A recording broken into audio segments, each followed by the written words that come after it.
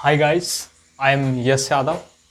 मैं आज आपको इंग्लिश का एक बेहतरीन टॉपिक तैयार कराने जा रहा हूं और आज हम पढ़ेंगे इंग्लिश को बिल्कुल बेसिक से। जहां से इंग्लिश स्टार्ट हुई है आज हम वहां से पढ़ेंगे और इस वाले इंग्लिश के बैच को हम बिल्कुल बेसिक से पढ़ करके हम कहां पर पहुंचेंगे, टॉप लेवल तक हम पहुंचेंगे। सारी चीज़ें हम क्लियर करते हुए चलेंगे जो तुम्हारे प्रत्येक एग्जाम में, चाहे आप कैसा भी एग्जाम दो, वो आपके एग्जाम में क्या होगा, बहुत ही मददगार साबित होगा। उस एग्जाम में आप पूरे से पूरा टारगेट करके आ सकते हैं बिल्कुल आसानी से।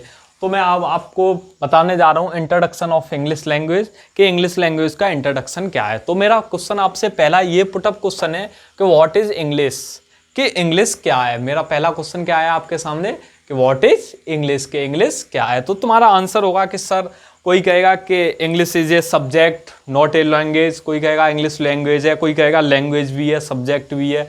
तो ऐसे करके क्या होगा, हमारे दिमाग में बहुत तरह के क्वेश्चन यहाँ से पुटअप होंगे कि इंग्लिश लैंग्वेज भी हो सकती है, सब्जेक्ट भी हो सकता है। तो मैं आपको बता दूं कि हमारा जो आंसर रहने वाला है, जो एकदम एक्यूरेट आंसर होगा, वो होगा कि इंग्लिश इज ए लैंग्वेज। क्या होगा, English is a language not a subject. क्या होगा, English is a language not a subject. कि इंग्लिश एक भाषा है ना कि एक विषय है। क्या है, इंग्लिश एक भाषा है ना कि इंग्लिश एक विषय है। अब क्यों ऐसा है, क्योंकि हम जानते हैं कि भाषा की सबसे छोटी इकाई होती है, यानी भाषा की जो उत्पत्ति हुई वो कहाँ से हुई।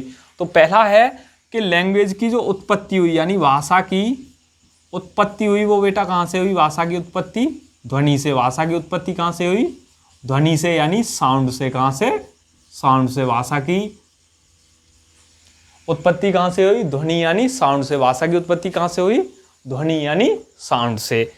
तो क्या होता है कि इंग्लिश से जो भी कोई भी भाषा होती है, चाहे वो हिंदी भाषा, चाहे इंग्लिश भाषा, चाहे संस्कृत भाषा, चाहे उर्दू भाषा, कोई सी भी भाषा हो, इन सब भाषाओं की एक अपनी अलग ग्रामर होती है। अपनी क्या होती है, एक ग्रामर होती है। तो आपको पता है इंग्लिश की ग्रामर होती है, कहोगे यस सर होती है। हिंदी की होती है, यस सर। तो हिंदी क्या है, एक लैंग्वेज है न कि एक सब्जेक्ट है। उर्दू की होती है, तो वो भी क्या है, एक भाषा है। उसके बाद आप कहना चाहोगे संस्कृत, तो संस्कृत की भी संस्कृत होती है, तो वो भी क्या है, एक भाषा है। इसी प्रकार से जब इंग्लिश की क्या है, ग्रामर है, तो इंग्लिश क्या है, एक भाषा है, ना कि इंग्लिश एक विषय है।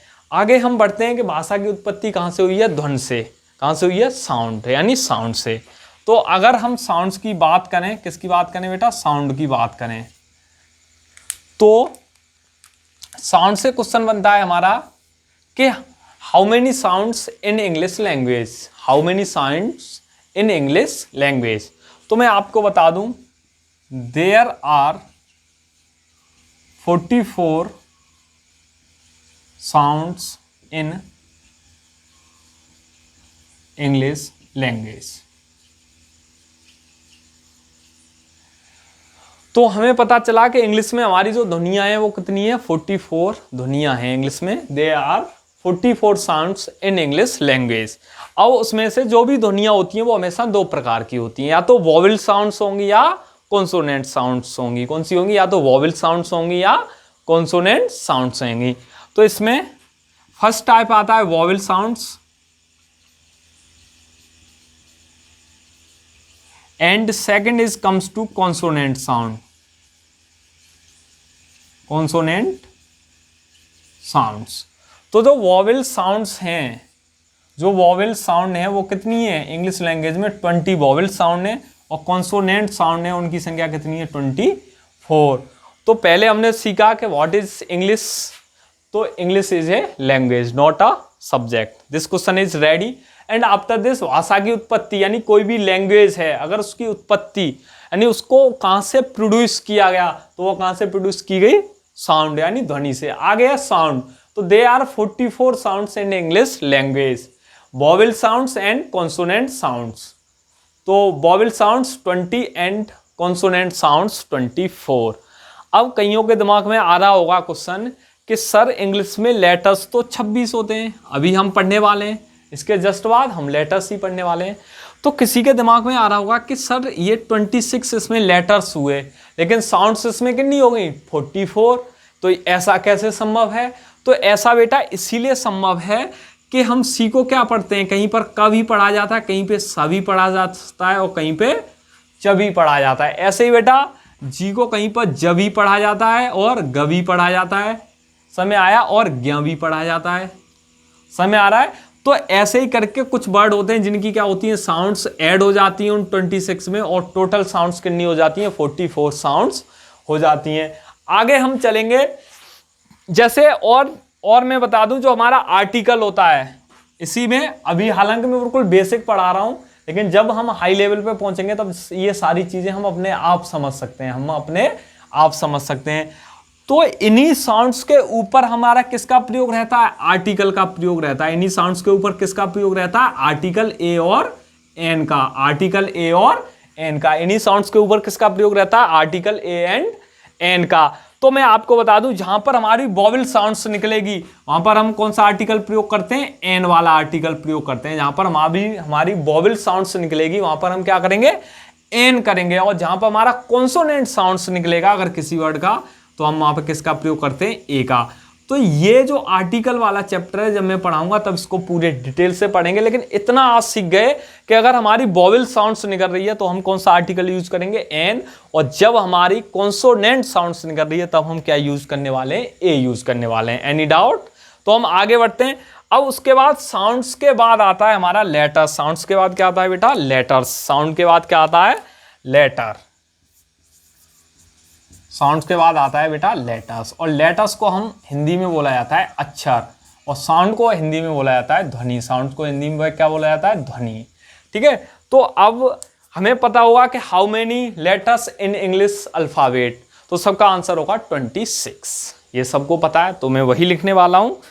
How many letters in English alphabet, तो हम करेंगे there are 26 letters in English alphabet. There are 26 letters in English alphabet. तो English alphabet में कितने letters होते हैं, 26 letters. अब there are two types of letters. There are two types of letters. There are two types of letter. First होता है हमारा vowels, और सेकंड होता है हमारा कॉन्सोनेंट।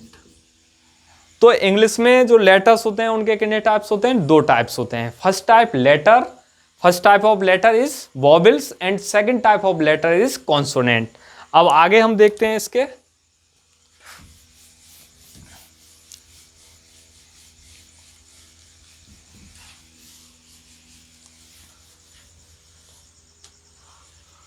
तो हमारी जो वॉवेल्स होते हैं बेटा, जो वॉवेल्स होते हैं, तो वॉवेल्स की अंग्रेजी भाषा में यानी इंग्लिश लैंग्वेज में कितने होते हैं vowels, they are 5 vowels. There are 5 vowels in English alphabet. तो कितने हुए, there are 5 vowels in English alphabet. कौन कौन से, ए, ई, आई, ओ, यू। अब बात करते हैं हम कॉन्सोनेंट की। किसकी बात करते हैं, कॉन्सोनेंट की। तो अब इनको छोड़ करके जो भी लेटर बचेंगे इंग्लिश अल्फाबेट में वो सारे क्या होंगे, कॉन्सोनेंट होंगे। वो सारे क्या होंगे, कॉन्सोनेंट होंगे।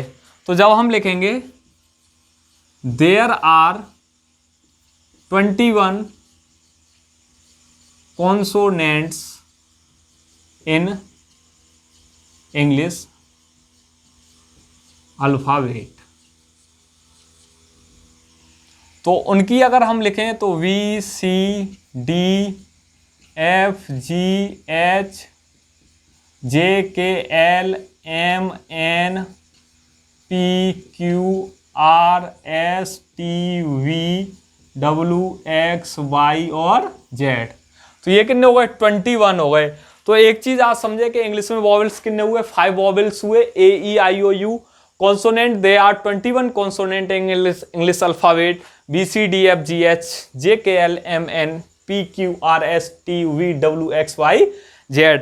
लेकिन कुछ लोग मानते हैं कि जो ये होते हैं ना, जो 2 वाले, जो ये दो होते हैं W and Y, W and Y, ये जो दोनों होते हैं डब्ल्यू एंड वाई, कौन कौन से? डब्ल्यू एंड वाई को हम सेमी वोवेल माना जाता है। इनको क्या माना जाता है बेटा? Semi vowels. अगर कोई पूछता है how many semi vowels in English alphabet, अगर क्वेश्चन कोई आपसे पुटअप करता है कि how many semi vowels in English alphabet, तो हमारा जवाब होगा they are 2 semi vowels in English alphabet. और वो बस तुम्हें ध्यान रखने हैं वो लेटर्स कौन कौन से हैं, डब्ल्यू एंड वाई। वैसे जो ज़्यादातर ग्रामर की बुक्स दी हैं उनमें डब्ल्यू और वाई को कॉन्सोनेंट ही बताया गया है, इसीलिए 21 consonant in English alphabet. But अगर कोई तुमसे पर्सनली क्वेश्चन करता है या कोई पूछता है कि how many semi vowels in English alphabet, तो मैं आपको बता दूं W and Y are semi vowels in English alphabet. Okay, ठीक, आगे चलते हैं। देखो, जब भी हमने अब किया यहाँ पर लेटर्स हमारा फिनिश हुआ, साउंड्स हमारा फिनिश हुआ, अब इसके बाद लेटर्स के बाद जो भाषा की इकाई आती है वो क्या आती है? वर्ड आती है। वो क्या आती है बेटा? वर्ड आती है। क्या आती है? वर्ड आती है। ठीक है, तो अब हम किसके बारे में पढ़ेंगे? वर्ड के बारे में बेटा। अब हम पढ़ेंगे किसके बारे में? वर्ड के बारे में। तो वर्ड के बारे में देखते हैं। ये मैं जितना भी करा रहा हूं उनको बेटा नोट करते चलो, और आज से हमने इंग्लिश की शुरुआत की है। अब धीरे धीरे आप सीखोगे इसमें कैसी कैसी चीजें आएंगी, बहुत ही इंटरेस्टिंग चीजें आएंगी, और इंग्लिश आपके पास 2 महीने में आपको इंग्लिश की इतनी अच्छी नॉलेज हो जाएगी कि दूसरा वाला बंदा आपको सोचने पे मजबूर हो जाएगा। तो बस आप मेरे साथ जुड़े रहिए। मेरी आज के बाद, आज ही से मैंने स्टार्ट किया है इस कोचिंग में पढ़ाना, तो मैं आपको बता दूं कि आपके यानी 60 दिनों में मैं आपकी इंग्लिश की इतनी बेहतरीन प्रिपरेशन करा दूंगा। वैसे मैं ऑफलाइन कोचिंग पढ़ाता हूँ, एयरफोर्स, एनडीए और नेवी का मेरा बैच चलता है इंग्लिश, और उसमें मैथ भी पढ़ाता हूँ मैं। तो बच्चों की संख्या काफ़ी है। तो और मैं खुद 3-4 बार इंडियन एयरफोर्स और इंडियन नेवी का एग्ज़ाम क्वालिफाई भी कर चुका हूँ। ठीक है, तो मैं आपको बता सकता हूँ कि इंग्लिश लैंग्वेज में कौन सी चीज़ें आती हैं, और चाहे कैसा भी एग्जाम हो, चाहे हम हाई स्कूल एग्जाम दें, चाहे इंग्लिश एग्जाम दें, हाई स्कूल का इंग्लिश का एग्जाम हो, 12th का इंग्लिश का एग्जाम हो, इंडियन एयरफोर्स देते हैं, क्योंकि 12th के बाद हमारे पास ऑप्शन ही वही होता है, एनडीए, एयरफोर्स या navy. Indian air force, navy, Delhi police दें, या उसके बाद और भी कई एग्जाम होते हैं जैसे CHSL, CGL, उनका थोड़ा हाई लेवल रहता है। उनका क्या होता है? थोड़ा हाई लेवल रहता है। लेकिन मैं आपको बता दूं, मैं ऐसी इंग्लिश करा दूंगा कि Indian air force, Indian navy, high school 10th and 12th, okay, high school 10th and 12th exam. उसके बाद आप BA में अगर इंग्लिश लैंग्वेज लेते हैं तो आपको कहीं पर भी पढ़ने की आवश्यकता नहीं है। आप नोट्स तैयार रखें, सारा कुछ इन्हीं नोट्सों में से फंसने वाला है। आगे हम स्टार्ट करने वाले हैं वर्ड। क्या स्टार्ट करने वाले हैं हम? आगे स्टार्ट करने वाले हैं वर्ड। तो मैं आज बिल्कुल बेसिक से उठाया है मैंने, तो अब वर्ड का हिंदी मीनिंग पता होगा। मैं हिंदी और इंग्लिश दोनों में लेके चलूंगा। वर्ड का मीनिंग होता है बेटा शब्द। वर्ड का मीनिंग क्या होता है? शब्द। अब शब्द क्या होता है? अब जैसे आपने देखा होगा कि हमने लिखा RAM, क्या कर दिया? R + A + M, आप कह दोगे RAM। सर क्या हो गया? RAM। तो ये क्या है? तो आप कहोगे कि ये एक वर्ड है। अब अगर तुमसे कोई पूछता है कि वर्ड की what is the definition of word, अगर कोई पूछता है कि what is the definition of word, तो what is the definition of word क्या होगा? तो वो हमें समझना है। हम क्या करते हैं, हम जब भी हिंदी में बताते हैं, मैं आपको हिंदी में बताते चल रहा हूं कि हिंदी में जब हम बताएंगे तो ये बताएंगे वर्ड की क्या होती है डेफिनेशन। तो आप कहोगे कि अक्षरों के मेल को शब्द कहा जाता है। लेकिन अगर हम अक्षरों के मेल को लिखना होता तो हमने लिख दिया A, तो ये कोई वर्ड है? अब आपसे कोई पूछे कि ये कोई वर्ड है, तो तुम क्या कहोगे? नहीं, दिस इज नॉट वर्ड, यह वर्ड नहीं हुआ। तो लेकिन आपने तो यही तो कहा था कि 2 या 2 से अधिक अक्षरों के मेल को। तो आपकी लैंग्वेज कहीं ना कहीं जो आप डेफिनेशन दे रहे हो वो कहीं ना कहीं क्या है? रॉन्ग है। तो अब मैं बताता हूँ राइट इसकी क्या है। तो जब भी हम वर्ड की करेंगे तो वर्ड की जो डेफिनेशन होगी वो होगी अ ग्रुप ऑफ लेटर्स। क्या होगा बेटा? अ group of letters. A group of letters हम लिखने वाले हैं, नोट करना आगे। अ ग्रुप ऑफ लेटर्स।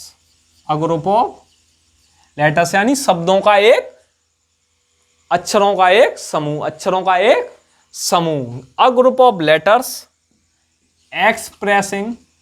एक्सप्रेस माने क्या होता है ये बताइए? एक्सप्रेस माने होता है वर्णन करना, और एक्सप्रेसिंग माने होगा वर्णन करता हो। किसका? अ पर्टिकुलर मीनिंग, अ पर्टिकुलर मीनिंग, अ पर्टिकुलर मीनिंग, जो किसका वर्णन करता हो? अब पर्टिकुलर, पर्टिकुलर होता है विशेष और मीनिंग माने अर्थ, जिसका कोई हम मतलब शब्दों का, अक्षरों का ऐसा समूह लेंगे शब्द बनाने के लिए कि वो क्या कर रहा हो? एक पर्टिकुलर मीनिंग दे रहा हो। क्या कर रहा हो? एक विशेष अर्थ दे रहा हो। क्या दे रहा हो? एक विशेष अर्थ दे रहा हो। तो अ group of letters expressing a particular meaning is called a word, is called a word. तो उसको हम क्या कहते हैं बेटा? एक शब्द कहते हैं। तो देखो RAM, हमने क्या जोड़ा? RAM। तो ये क्या हो गया? राम। तो ये एक पर्टिकुलर मीनिंग दे रहा है कि राम किसका नाम होगा? एक लड़के का नाम होगा। समझ में आ रहा है? ऐसे ही हमने लिखा D+E+L+H+I, तो ये क्या हो गया बेटा? दिल्ली। क्या हो गया? दिल्ली। तो दिल्ली क्या है? यानी ग्रुप ऑफ लेटर्स है, DELHI। ये क्या हो गया? ग्रुप ऑफ लेटर्स हो गया, जो क्या एक्सप्रेसिंग कर रहा है? Express a particular meaning. जो किसको व्यक्त कर रहा है? Express a particular meaning. तो बर्ड। आगे और भी हम लेना चाहें, जैसे RASHMI, तो ये क्या हो गया? रश्मि हो गया, तो इसको ऐड कर देंगे RASHMI, रश्मि। यहां से लिखना चाहें BEENU, तो ये क्या हो गया? बीनू। तो ये सारे क्या है? कहीं ना कहीं पर्टिकुलर मीनिंग दे रहे हैं, कहीं ना कहीं क्या दे रहे हैं? ये पर्टिकुलर मीनिंग दे रहे हैं। तो आज हमने वर्ड की जो डेफिनेशन सीखी वो क्या सीखी? A group of letters expressing a particular meaning is called a word. क्या सीखा? A group of letters expressing a particular meaning is called a word. हमने एग्जांपल कर लिए। अब आगे सीखते हैं कि जो वर्ड के टाइप्स क्या होते हैं। देखो हिंदी में वर्ड्स के टाइप बहुत तरीके से होते हैं, लेकिन इंग्लिश में जो वर्ड के टाइप बताएं तो उस पर हम गौर करते हैं। तो जब हम इस पे गौर करेंगे तो हम ये करने वाले हैं, देयर आर, ये करने वाले हैं कि there are 8 types of word. ठीक है, there are 8 types of words which are called parts of speech। अब आज हम एक चीज समझे कि जो पार्ट्स ऑफ स्पीच बनाए वो किससे बनाए? इसी वर्ड से बनाए। किससे बनाए? एक इसी वर्ड से बनाए। तो हम आज ये सीखे they are 8 types of words, यानी वर्डों के कितने प्रकार हैं? 8, which are called parts of speech, जिन्हें हम क्या कहते हैं? पार्ट्स ऑफ स्पीच कहते हैं। तो ऐसा कोई होगा जिसको पार्ट्स ऑफ स्पीच के बारे में ना पता हो? हिंदी में इसको बेटा बोला जाता है शब्दभेद। हिंदी में क्या बोला जाता है? इसको पार्ट्स ऑफ स्पीच को बोला जाता है शब्दभेद, यानी शब्दों के भेद। तो हमने बहुत पढ़ा है, कितने होते हैं? 8 होते हैं। अब 8 होते कौन कौन से हैं? फर्स्ट नंबर पे होता है बेटा नाउन, और नाउन को हिंदी में क्या कहते हैं? संज्ञा। नाउन को हिंदी में क्या कहते हैं? संज्ञा। नाउन को हिंदी में क्या कहते हैं? संज्ञा। After this second is pronoun. Second is pronoun, और बेटा प्रोनाउन को बोला जाता है हिंदी में सर्वनाम। प्रोनाउन को क्या बोला जाता है? सर्वनाम। Third is adjective. Third is adjective. Adjective होता है विशेषण। एडजेक्टिव क्या होता है बेटा? विशेषण। Fourth is verb. वर्ब क्या होती है? क्रिया। और 5 इज एडवर्ब। एडवर्ब क्या होता है? क्रिया विशेषण। एडवर्ब क्या होता है? क्रिया विशेषण। आगे करना चाहेंगे 6 होता है इसमें प्रीपोजिशन। प्रीपोजिशन। प्रीपोजिशन क्या होता है? संबंधवाचक अव्यय। संबंधवाचक अव्यय। 7वां होता है कंजक्शन। समुच्चय वाचक अव्यय। और जो बेटा लास्ट होता है वो होता है हमारा इंटरजेक्शन। क्या होता है? इंटरजेक्शन विषम याद बोधक अव्यय। तो अब हमने एक चीज सीखी कि how many types of words, तो they are 8 types of word which are called parts of speech, जिन्हें क्या कहा जाता है, पार्ट्स ऑफ स्पीच कहा जाता है। तो पहला हमारा पार्ट्स ऑफ स्पीच क्या है बेटा, नाउन। क्या है पहला पार्ट्स ऑफ स्पीच, नाउन, और नाउन को हिंदी में क्या बोला जाता है, संज्ञा। दूसरा पार्ट्स ऑफ स्पीच हमारा है प्रोनाउन, प्रोनाउन यानी सर्वनाम, प्रोनाउन यानी सर्वनाम। तीसरा एडजेक्टिव, जिसको हिंदी में बोला जाता है विशेषण। चौथा होता है बेटा वर्ब, वर्ब को बोला जाता है क्रिया। पांचवा होता है एडवर्ब, जिसको बोला जाता है क्रिया विशेषण। छठवां होता है प्रीपोजिशन, जिसको बोला है संबंधवाचक अव्यय। सातवां होता है बेटा कंजक्शन, समुच्चयवाचक अव्यय। और आठवां होता है बेटा इंटरजेक्शन, जिसे बोला जाता है विषमयादबोधक अव्यय। तो ये था हमारा इंग्लिश का एकदम बेसिक इंग्लिश थी। अब यहां से हम कल उठाएंगे पहला चैप्टर, कौन सा, अपना नाउन। कौन सा चैप्टर उठाएंगे कल हम, नाउन। अब कल हम नाउन के बारे में सीखेंगे, what is the definition of noun, what is the function of noun and what is the work of noun. यानी नाउन वाक्य में क्यों आता है, क्यों रखा गया वाक्य में, फंक्शन क्या है, इसके बारे में हम नेक्स्ट वीडियो में मिलते हैं कल। इसी के साथ मैं आज की वीडियो को यहीं पे फिनिश करता हूं। जय हिंद।